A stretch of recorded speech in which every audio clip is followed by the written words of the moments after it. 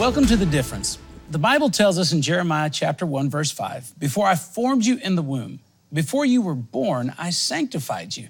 I ordained you a prophet to the nations. Even before you were formed, God had a plan for your life. He already knew your strengths, your weaknesses, your flaws, your gifts, and your talents. You know, sometimes we don't really recognize all that God has in store for our lives until we discover more about where we come from. And joining us today is an individual who has an extraordinary story, not only about where she has come from, but what God has brought her through so that she can be used for His purposes today. Would you welcome to The Difference, Claire Culwell. Claire, welcome. So good to see you. Thank you so much for coming. Now, as a ministry team, we got to hear your story in connection with something that's very close to our hearts, which is the Sanctuary of Hope. You have a history, a personal history, a very vivid, graphic situation that not many people could actually believe. So tell us your story, just if you would, for those who've maybe not seen you before. Sure. Thank you so much for having me. I am adopted, and I grew up always knowing that I had a birth mother that had given me life and that had given me my family, the two greatest gifts I would ever receive. And we knew that one day I might want to reach out and meet her. And so my sister, who's also adopted, had actually met her birth mother.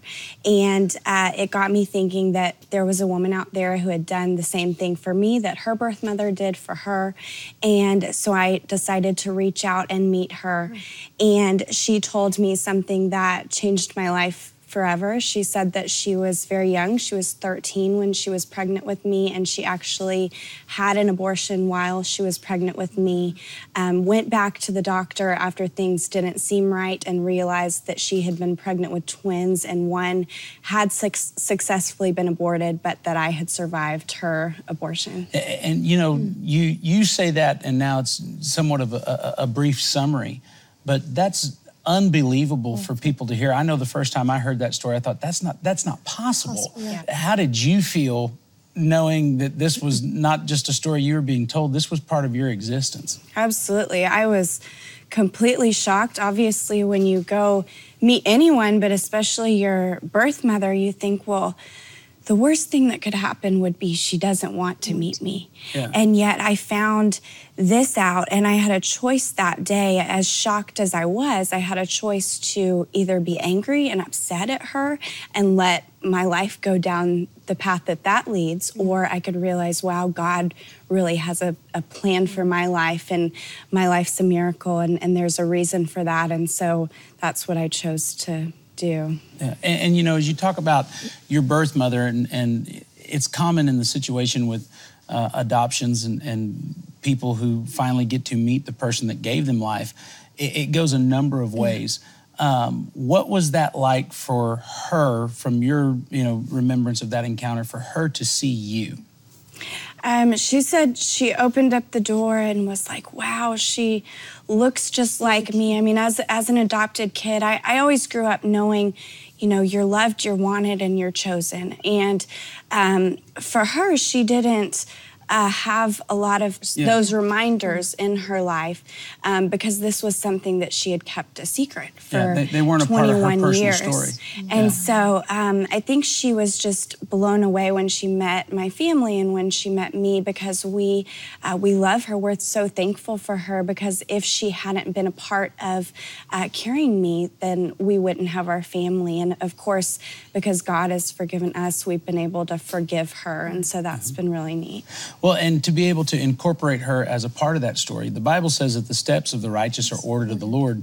And one of the things I think about is, most of us look at steps moving forward, but with God being a God of yesterday, today, and forever, He can work in your past, He can work in your present, and He can work in your future. Yeah. And by putting you in a family that is, a family filled with Christ-centered love, a family that's filled with biblical conviction and values, without even knowing it, He was working on her life as part of her past to help her feel that kind of love, when she met you that day. Yeah. When you walked away from that experience, what did you determine you were going to be about?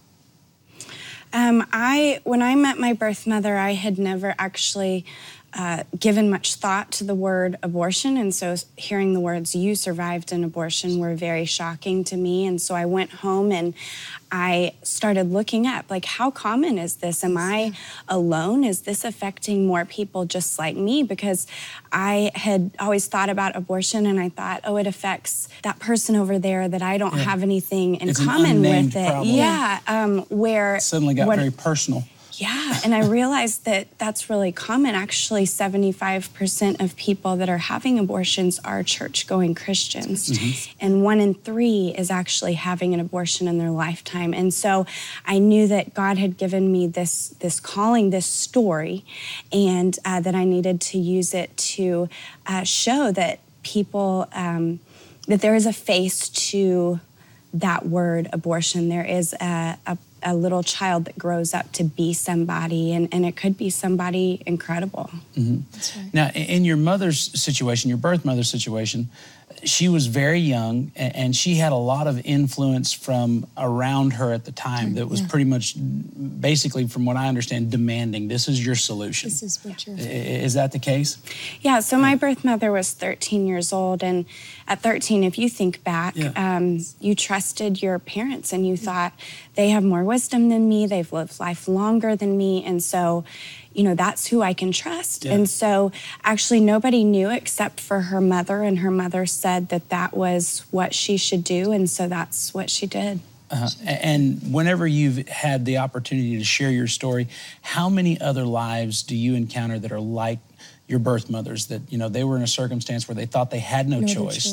They were being really kind of persuaded and pushed, not only by people in their lives, but also by the organizations that are providing abortion services. Yeah, so many people that are going in to have abortions, so many people that I have met in my life are being told that this is your only solution. You can't grow up and have a career and go to school and do the things that you want to do if you carry this pregnancy to term and either parent or place for adoption. And so a lot of people, after they have their abortion, they realize, gosh, I could have done it. If there had been somebody in my life telling me that I could do it, I could have done it. Yeah. Did she ever tell you how far along she was in the process of being pregnant, or did she hide it for a while? I'm just thinking, as a mother of 4 kids, you know, you don't know until you're a little further along that you're pregnant. So she was actually 5 months along in her pregnancy when she had the abortion, and when she realized she was still pregnant with me, she was 6 months along, and so she had a late-term abortion. Yeah. And, you know, I think a lot of times abortion gets politicized. For you, it's not politics, it's personal. And you've been advocating with a group about, you know, not necessarily abortion, but life. You know, tell us about that organization. So the Coalition for Life and many other pro-life organizations is a group that lovingly, peacefully, and prayerfully reaches out to women as they're entering into abortion clinics, and they pray outside of the abortion clinic. And so when I learned my story, I had lived directly across the street from this Planned Parenthood, which is our nation's largest abortion provider. And I saw the people out there with the Coalition for Life, and I didn't know what they were doing. So I stopped and I asked them, and they said, we know that every single woman and man and child deserves better than what's behind the doors of that abortion clinic. And I walked away that day not knowing my story and not knowing that I would go back to ever talking about that word again. Definitely never thought I would be affected by it, but I'm still in connection with that group and love it. Well, that's great. When we come back to The Difference, we're going to be talking more with Claire about this very important topic, helping you understand some of the misconceptions and also giving you a chance to see what God can do with lives that have indeed plans for Him to prosper. You'll be right back watching The Difference. Dear Pastor Hagee, I just wanted to write you to say how honored Rayla Jean and I are to have been partners in your ministry all these years, and to see all the amazing things you've accomplished around the world with the gifts we and others like us have gladly given over the years. I want to thank you for making it possible for us to preach the gospel to the nations of the world. Thank you, and God bless you. Become a partner today. Call the toll-free number or visit jhm.org.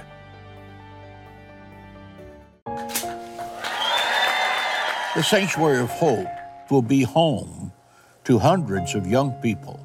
They don't know any other home. They don't know any mother and father other than the ones they had at the Sanctuary of Hope. We will build apartments for them where they can come on Thanksgiving and Christmas so that this will be their home in every sense of the word for the rest of their life. Phase 2 of our building project is underway. The lots that are behind me will become loving Christian homes to mothers and their children. I ask for your help in building these homes for the unborn and the rejected. Your gift, no matter the size, truly matters. Call the number on the screen or go to jhm.org.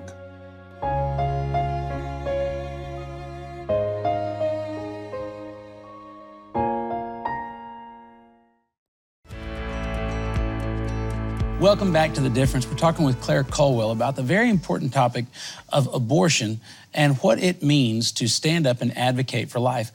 Claire, something you said in our last segment was that you actually lived in proximity to a Planned Parenthood clinic.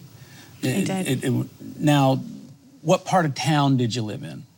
Were you in the inner city part of town where, you know, all the wrong and evil and mischief happens, or were you just out in a normal neighborhood area?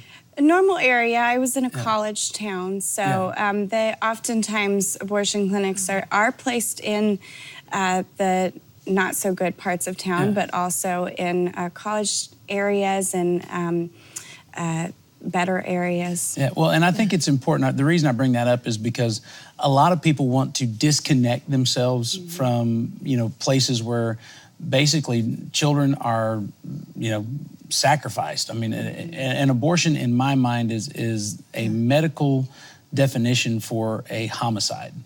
And in those situations, they want to say, well, that's something that's far, far away from me. And in many cases, it's right across the street from the places where they go do business. It's right across the street from, you know, just down the block from where they live. And the thing about, you know, Planned Parenthood in many cases, you know, they may discuss a significant amount of other services that are available to the public, but the one that they do more than anything is they end pregnancies, which means for every 2 people who walk in, only 1 walks out. Yes. You know, and what are some of the things that you're doing now with young ladies that are somewhat in the situation that your mother was in, where she's pregnant and, you know, she's being persuaded and pressured to have a procedure to end a life? What is it that you're doing and working towards, you know, for those young ladies now? Sure.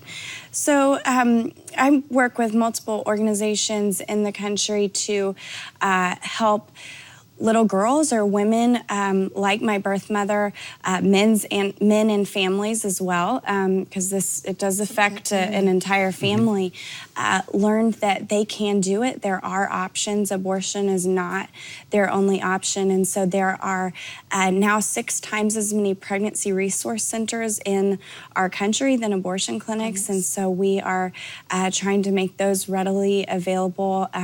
Adoption agencies and places like Sanctuary of Hope that I completely support and think that is a great solution and a place that they can go and feel loved and safe and like they have someone to walk alongside them through their pregnancy. Yeah. That's so good. Now, your parents, the ones that adopted? your family, the people that you've known all your life as mom and dad, when they heard the story of your birth mother and how that impacted your life, what was their reaction? I think they had a similar reaction to me. They just thought, wow, God has a plan for your life, and there's a reason that you were saved from that abortion. God hid you, and that we needed to be talking about this topic that none of us had really thought about or heard about. Definitely didn't realize that we were affected by it. But you know, you look at the Bible and how God created life, and he could have created anything in his image, but he chose us. He chose life. And so I think that they saw the opportunity, the honor of protecting it and speaking out for life. Well, and I think that there's probably a lot of people who are watching that they've got chapters in their family history that tell similar stories, that they've got things that they're trying to hide or not allow to bring them shame. But in your life and in your family's life, you've demonstrated that with grace and with a loving heart, it doesn't create shame. It actually empowers you to create change. Is that accurate? I think so, yeah. Yeah. That's great. What kind of things has technology brought to this issue that are changing the dynamics of abortion? Yeah, the ultrasound for sure is something that when a woman walks into a pregnancy center or a doctor's office and receives an ultrasound, if she's considering abortion, about 85% will change their mind and choose life. Now, if the father or male figure in her life that she's looking towards to help. For help or for confirmation of her decision, if he walks in about 95% of the time, if he sees the ultrasound and says, I want to choose life, she, because of how we look at men, she will choose life. So because of medical technology and science, there's no longer really a debate about when life begins and if life is actually in the womb. Unfortunately, our country is now so focused on convenience, and so that's why so many women are having abortions. And so I'm all about reaching the hearts and minds of people because this is a heart issue that we're dealing with. Well, and you mentioned hearts. You know, the first thing that you hear whenever you go to the doctor's office is a heartbeat, you know, to confirm, you know, that there is a viable pregnancy there. Is there any kind of regulation or is there any kind of policy that requires that a woman be allowed or provided that opportunity to hear that, or is that just an option that they have? I mean, if they go into a pregnancy center, do they have to do this and allow her to hear it, or is it something that if she doesn't want to, she doesn't have to? So right now, it depends on the different states. Different states have different regulations. For instance, in Texas, a woman is actually required to have an ultrasound and meet with their doctor within 48 hours of having her abortion procedure.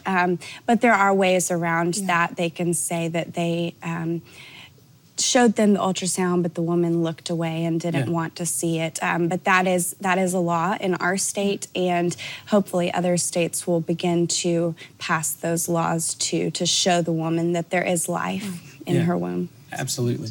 So your birth mother, you're talking to your birth mother. Did you, before you went to meet her, was there anxiety? Was there talking about forgiveness? Was it? What was your expectation? Because I'm thinking as a woman, a flesh meeting and you had your adoptive parents with you. Yeah. Did they go with you at the time that you went? Yeah, they did, yeah. My parents were there and my sister was there. I don't know that I really had any expectations other than that I wanted to see who I looked like and see, maybe where some of my behaviors or characteristics came from. I was just curious, but ultimately I wanted to just thank her for giving me my life and for giving me my family. And so I was definitely nervous, and then I was definitely shocked when I heard the truth about what had happened when she was pregnant with me. Don't go away. We have more coming up on The Difference.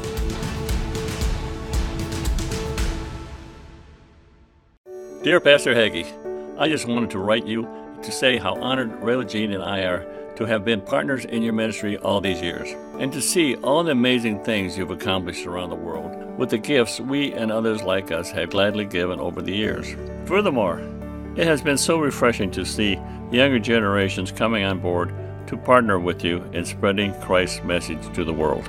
I want to welcome you both to partnership with John Hagee Ministries. Together, we will make a great impact for Christ around the world.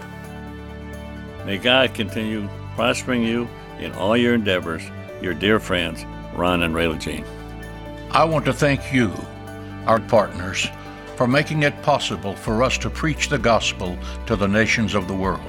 Thank you, and God bless you.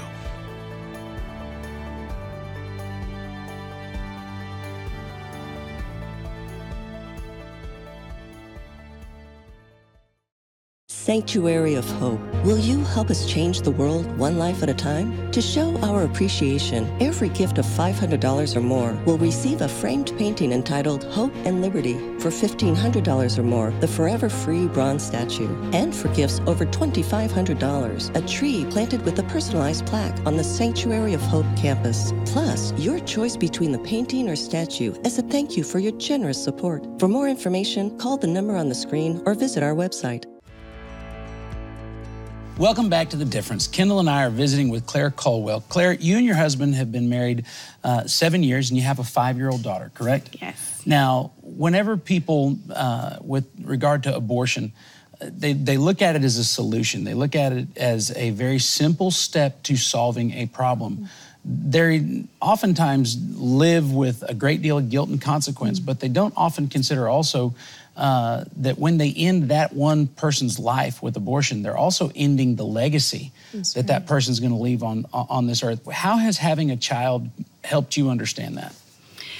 I think that when my daughter was born, I held her for the first time, and like many parents, I thought, this is as good as it gets. This is the best. Mm-hmm. And then I thought, no, this is actually better, because if my daughter, if the abortion had been successful in my life, my daughter wouldn't be here. And one day I hope that she grows up and she becomes a mother and a grandmother and a great-grandmother, and to think that none of that would be possible if that abortion had taken my life. And so to think that none of those legacies would be able to be lived out as God called them. And so, yeah, that definitely impacted my life for sure, to think about that. Well, and you look at it from the fact, you say you want her to grow up and become a mother, but then that's one generation removed is your grandkids, great-grandkids, great-great-grandkids. There's literally hundreds of lives, hundreds of destinies, hundreds of stories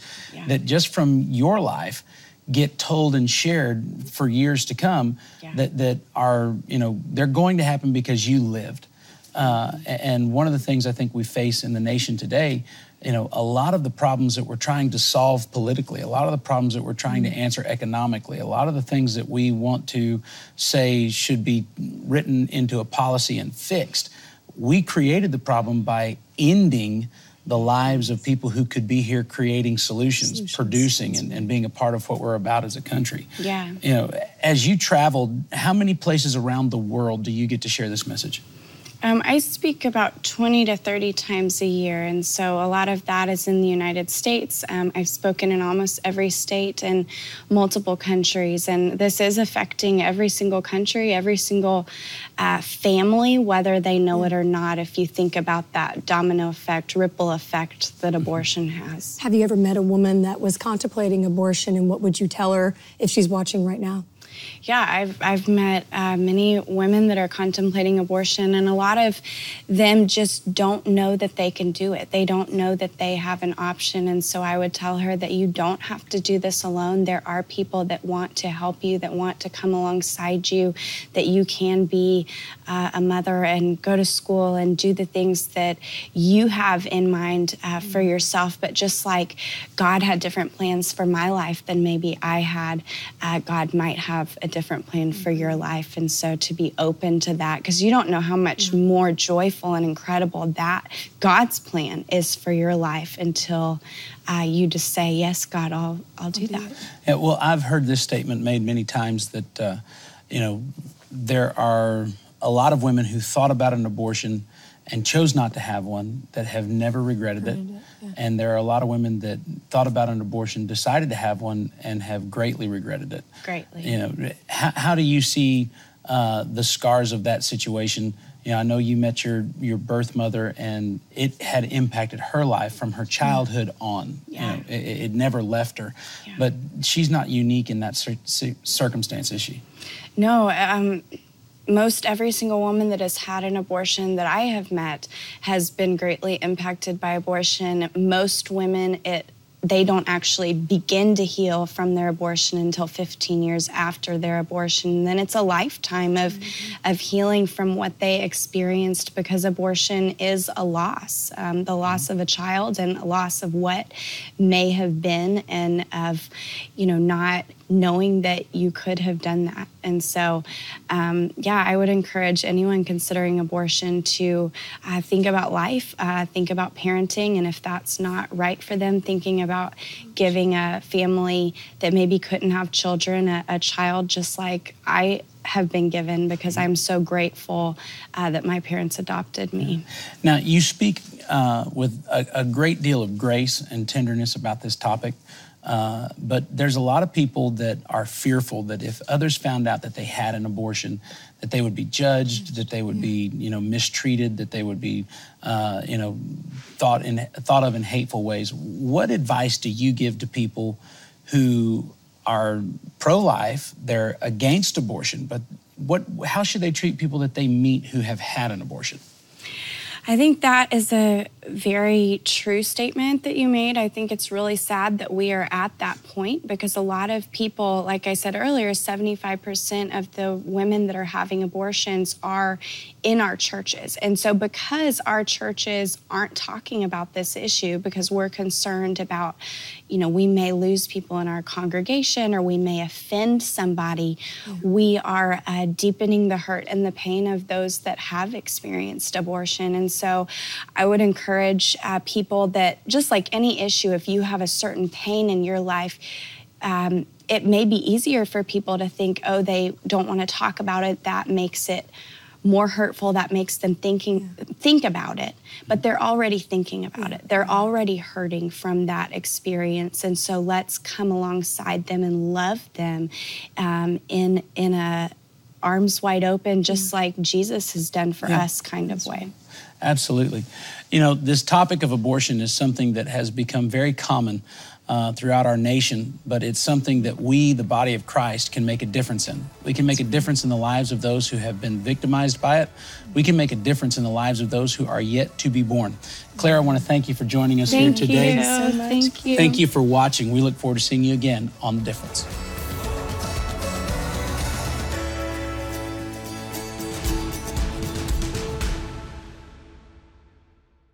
Lord Balfour presented his declaration to grant the Jewish people a homeland that we now call Israel. Double Jubilee is happening as we speak. We are living in a Jubilee year right now. Something very, very special is going to happen. I would not be surprised if the embassy was moved from Tel Aviv to Jerusalem. For I have determined that it is time to officially recognize Jerusalem as the capital of Israel. I call on all countries that seek peace in recognizing Jerusalem as Israel's capital.